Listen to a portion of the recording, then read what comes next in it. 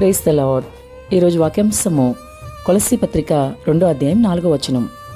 ఎవడైనను చక్కని మాటల చేత మిమ్మల్ని మోసపరచుకున్నట్లు ఈ సంగతిని చెప్పుచున్నాను. ఆమేన్, హల్లెలూయా. ప్రభు ఈ వాక్య భాగం నుండి ఈరోజు మనతో ఏం మాట్లాడుతున్నారో చూద్దాం. ఎవడైనను చక్కని మాటల చేత మిమ్మును మోసపరచుకున్నట్లు అపోస్తలుడైన పౌలు కొలస్సీ సంఘానికి రాస్తూ చాలా వివరంగా వాళ్ళకి చెప్తున్నాడు, హెచ్చరిస్తూ ఉన్నాడు. అలాగే అలనాడు కొలస్సీ సంఘానికే కాదు కానీ ఈరోజు మనందరితో కూడా దేవుడు చెప్తున్నాడు కదా, చక్కని మాటల చేత మోసపుచ్చేవారు చాలామంది ఈరోజు బయలుదేరారు. కాబట్టి ఎవరి చేత కూడా మోసపోకుండా మనం చూసుకోవాలని వాక్యం సెలవిస్తూ ఉంది. మరి ప్రియ సహోదరి, వింటున్న సహోదరుడా, ఈరోజు నీవు క్రీస్తులో బహు జాగ్రత్తగా నీ విశ్వాసాన్ని కాపాడుకుంటున్నావా? నిన్ను ఎవ్వరూ ఏ విధము చేతనైనా మోసపరచకుండా జాగ్రత్త పడుతున్నావా? ఈ అంచె దినాల్లో అబద్ధ బోధకులు వస్తారని వాక్యం సెలవిస్తూ ఉంది కదా. ఏర్పరచబడిన వారిని సైతం వాక్యం ద్వారా వాక్యాన్ని వక్రీకరించి పక్కదారి పట్టిస్తారు, క్రీస్తు మార్గం నుండి తొలగిస్తారని ఎంతో మరి అపోస్తలుడైన పౌలు హెచ్చరికలు చేస్తూ ఉన్నాడు. కాబట్టి బహు జాగ్రత్తగా ఉండాల్సిన సమయం ఇది.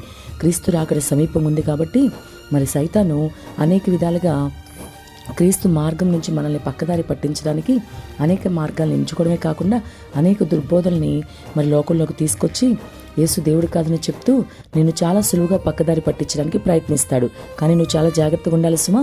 అందుకని ఈ వాక్యం ద్వారా ప్రభు నిన్ను హెచ్చరిస్తున్నారు. ఎవరైనా నువ్వు చక్కని మాటలు అనగా మోసకరమైన మాటలు అనేగా అర్థం. మరి అలాంటివి ఏమైనా చెప్పి నిన్ను మభ్య పెట్టకుండా జాగ్రత్తగా చూసుకోవాలి. నీ ఆత్మీయ జీవితాన్ని నువ్వు జాగ్రత్తగా కొనసాగించుకోవాలి. ఏ విధము చేతైనా నీవు క్రీస్తు నుండి వేరైపోకూడదు. అపోస్తలుడైన పౌలు అందుకే కొలస్సీ సంఘానికి రాస్తున్నాడు. చాలా మనల్ని కూడా ఈరోజు హెచ్చరిస్తూ ఉన్నాడు.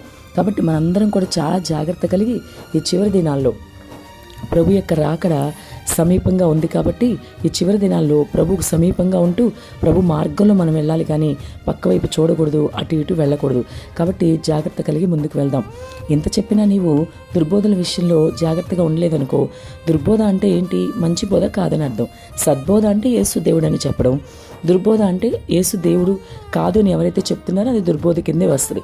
అటువంటి దుర్బోధకులు ఎవరైనా సరే ఈరోజు నీ ఎద్దుకు వచ్చి నిన్ను ఇబ్బంది పెట్టాలని ప్రయత్నించినా నువ్వు మాత్రం జాగ్రత్త కలిగి ఉండాలి.